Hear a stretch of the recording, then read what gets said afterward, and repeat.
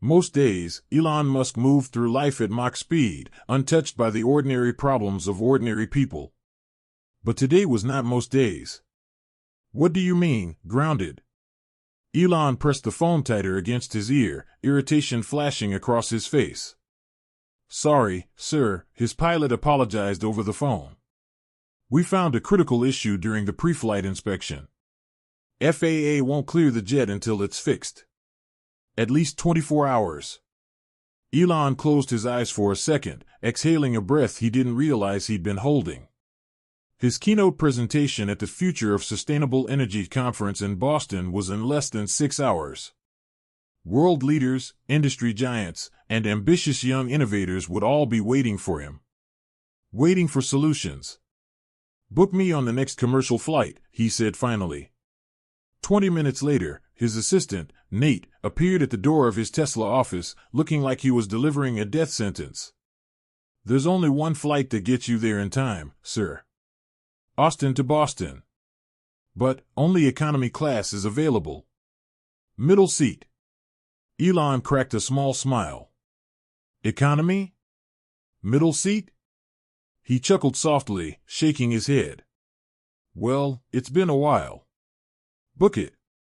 Really? Nate blinked. You sure? I'm not allergic to real life, Nate. Besides, Elon added with a mischievous glint, sometimes, the universe has a reason when plans go sideways. 1 hour later, dressed in a plain gray hoodie, jeans, and worn sneakers, Elon blended into the river of travelers flowing through Austin Bergstrom International Airport. No bodyguards. No VIP terminals. Just Elon, a backpack, and a boarding pass for seat 23B. At the gate, no one seemed to recognize him. Which was exactly how he wanted it. Boarding Group 4, the loudspeaker announced. Elon rose, slung his backpack over his shoulder, and filed into the line. The cabin smelled of coffee, airport pretzels, and something metallic he couldn't quite place. As he squeezed down the narrow aisle, he spotted his row. A large, sturdy-looking man with deep brown skin, white hair cropped close to his scalp, and the kindest eyes Elon had ever seen sat in seat 23A by the window. The name embroidered on his faded denim jacket said S. Carter. Excuse me, the man said warmly, shifting to let Elon into the middle seat. Thanks, Elon replied, settling into the narrow space. Moments later, a young woman in her 20s, wearing an oversized MIT Energy Initiative hoodie, hustled into 23C. She had thick dark curls tied in a messy bun and glasses slipping down her nose. Sorry, she muttered, squeezing past Elon and dropping into her seat with a huff. As the plane began taxiing, Elon couldn't help but smile. Here he was, sandwiched between two strangers, flying economy, on what should have been a simple, forgettable flight. Yet something about today felt different. Like the start of a story. Name's Sam Carter, the man on his left said, holding out a calloused hand. Elon, he replied, shaking it. Isabella Ramirez, the young woman added, offering a quick handshake as well. The plane lifted into the gray Texas sky, and as the city disappeared beneath them, conversation started to bubble naturally between the three. Sam talked about his years working as an engineer in Louisiana back in the 60s and 70s. Oil rigs, experimental energy labs, and government projects no one was supposed to talk about. Back then, Sam said, sipping his tomato juice, we were dreaming up ways to store sun energy before most folks even believed solar power would work. Elon leaned forward, intrigued. Solar storage? In the 70s? Sam nodded. Worked on something called Project Arcturus. Whole idea was to build batteries tough enough to hold a week's worth of power from the sun. Never saw the light of day. Government shut it down. Elon froze, the words Project Arcturus triggering something deep in his memory. He had stumbled across a vague reference to it once in a declassified energy research document, a project so ahead of its time it bordered on science fiction. What happened to it? Elon asked. Sam shrugged, his voice tinged with a mixture of pride and sadness. Some said the oil companies killed it. Others said the tech was just too expensive back then. All I know is, I kept a copy of some old schematics. Couldn't bear to let the dream die. A beat of silence hung between them, filled only by the hum of the engines. You still have those schematics? Elon asked, almost holding his breath. Sam chuckled, digging into the inside pocket of his jacket. You bet, son. Carry them with me every time I move. Got a scanned copy on this. He pulled out a battered USB drive attached to his keychain. Most people carry lucky coins or rabbit feet, Isabella said, laughing. You carry around century-old energy secrets. You never know, Sam winked. Elon felt a ripple of electricity run through him. What were the odds? Out of all the flights, all the seats, all the people, he ended up next to someone who might hold the missing piece to one of his greatest missions: efficient, sustainable, scalable energy storage. And he hadn't even gotten to Boston yet. The hum of the engines provided a soft background as the plane leveled off at cruising altitude.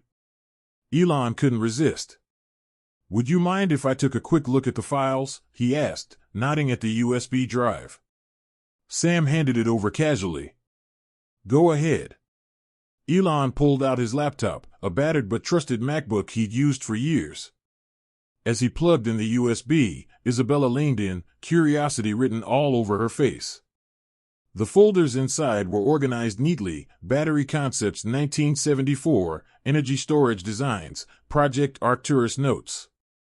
Elon clicked open the first file. His eyes widened. The schematics, while rough, outlined energy storage principles that were decades ahead of their time. Graphene composites. Thermal regulation layers. Nanostructured electrodes. Elon muttered, this could change everything. Isabella peered at the screen, her mouth dropping open. These designs, they match some of the theories we're only now beginning to test at MIT. Sam smiled, proud but humble. Told you it was good stuff. Suddenly, a low rumble echoed through the plane. A flash of white outside the window. The cabin lights flickered. Ladies and gentlemen, we've encountered unexpected turbulence, the captain's voice crackled overhead. Please fasten your seatbelts. The plane shook violently. Isabella gripped the armrests. Sam remained stoic. Elon calmly closed his laptop, tucking it securely away. The plane dipped sharply before leveling out again. Gasps filled the cabin. Somewhere behind them, a baby started wailing. It's just rough air, Sam said reassuringly. Still, Isabella muttered, her knuckles white against the armrests, doesn't make it any less terrifying. The flight attendant, pale but composed, came down the aisle. As she checked on passengers, she paused at Elon's row, her eyes lingering. Excuse me, she said hesitantly. Are you Elon Musk? Heads turned. Elon gave a small smile. Just trying to get to Boston like everyone else. A few passengers whispered and craned their necks.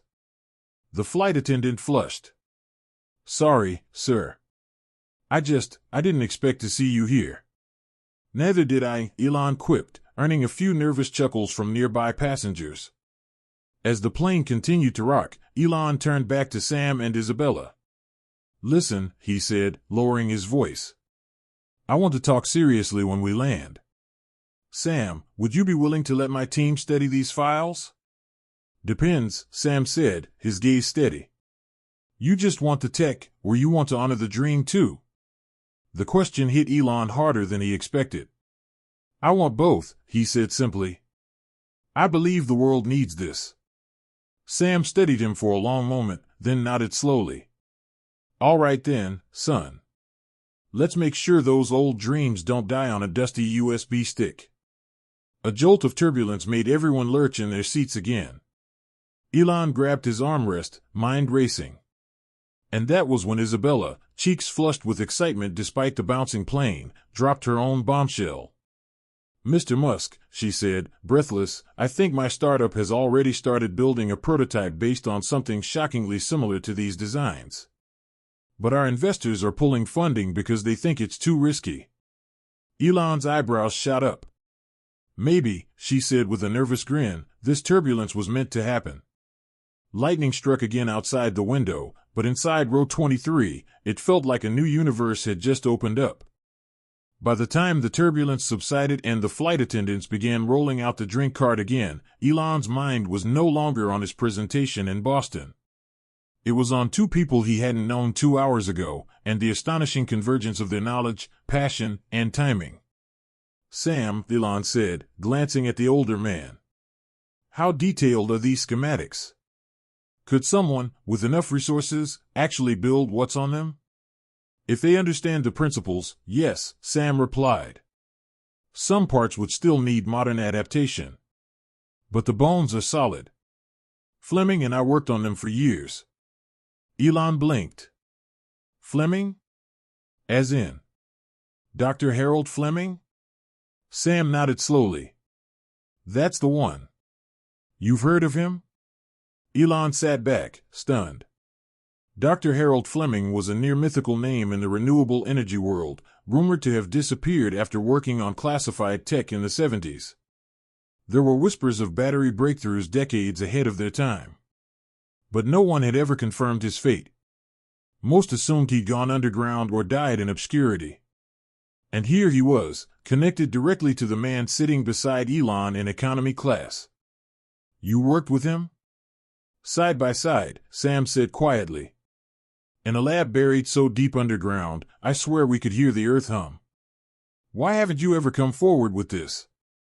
Isabella asked. Sam looked out the window for a long moment.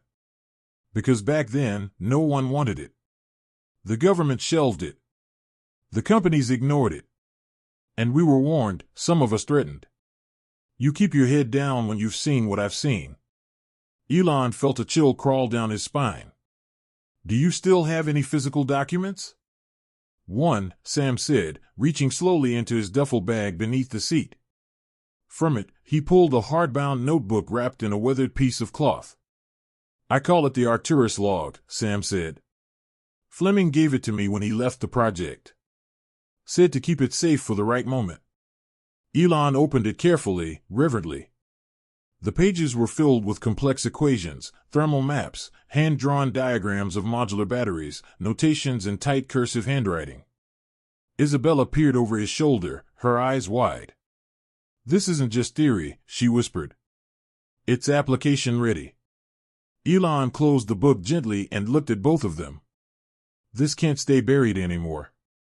Sam nodded. Then we dig it up right. Elon turned to Isabella. You said your startup's about to collapse? She nodded. We have 2 months of runway left. After that, our prototype dies in a drawer. He reached into his backpack, pulled out a sleek business card, and scribbled a number on the back. Call this. It's the direct line to Tesla Ventures. Ask for Marie and tell her we spoke. I want to fund your prototype. Isabella's mouth dropped open. Are you serious? I don't say things I don't mean, Elon replied. Just then, the captain's voice returned over the intercom. Folks, we'll be beginning our initial descent into Boston in approximately 15 minutes. Please make sure your seatbacks and tray tables are upright and locked. As the plane dipped slightly, Elon looked out over the horizon, thin golden light spilling over clouds, like the future itself cracking open. Sam, he said, turning to the man beside him. Would you come with me to the conference today? Sit in the front row? Maybe even speak a few words? The old man smiled, weathered and calm. If I'm still allowed to dream at 76, then hell yes. Elon extended his hand. Sam took it. Let's bring Arcturus back into the light. The plane touched down with a soft bump, rolling toward the terminal as dawn broke fully across Boston's skyline.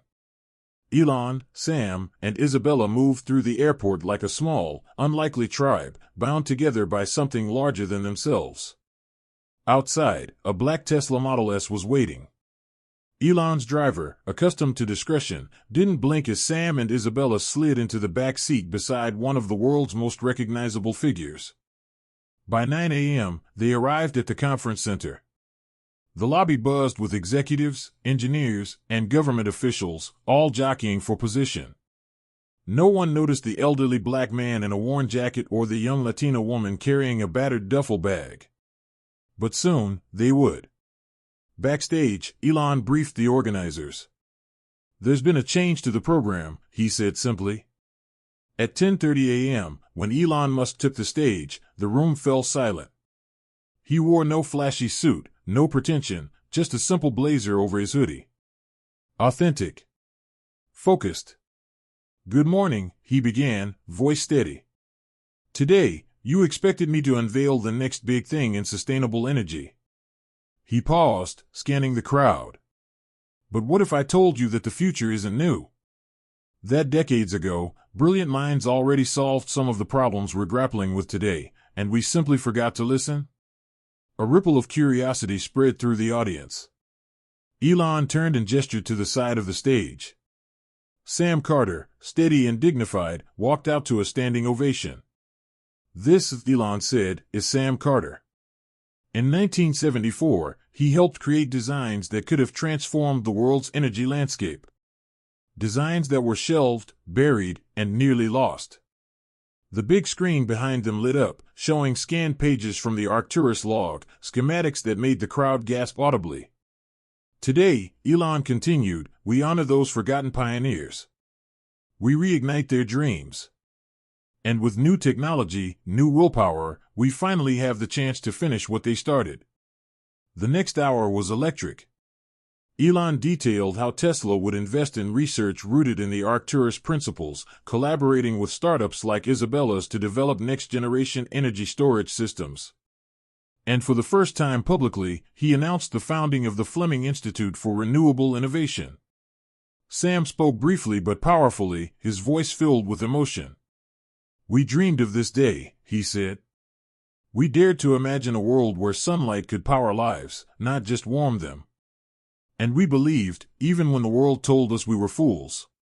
When they finished, the applause shook the rafters. Later, outside on the steps of the convention center, Elon stood between Sam and Isabella, the morning sun blazing above them. "Today felt different," Isabella said quietly. Elon nodded. "Because today, we didn't just talk about innovation. We honored it. We resurrected it." Sam chuckled. "Took you long enough, son." They laughed together, 3 generations stitched together by a single, unstoppable idea that the future belongs to the persistent. Hidden seeds can bloom decades later. Visionaries plant ideas that may take generations to blossom. True innovation isn't about credit, it's about impact. Connection fuels progress. Great leaps happen when experience meets fresh passion. Courage matters. The world changes because someone dares to preserve an idea against all odds. If this story stirred something inside you, a memory, a dream, a belief, don't let it fade.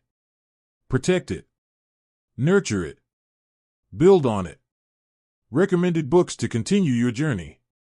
The Obstacle is the Way by Ryan Holiday, a masterclass on how perseverance turns adversity into advantage. Grit, The Power of Passion and Perseverance by Angela Duckworth, a powerful guide to why resilience beats raw talent. Take the first step. Pick up these books. Reflect. Start small. Because the real future isn't built by those who dream the loudest, it's built by those who dare to dream the longest. Thank you for being part of this journey.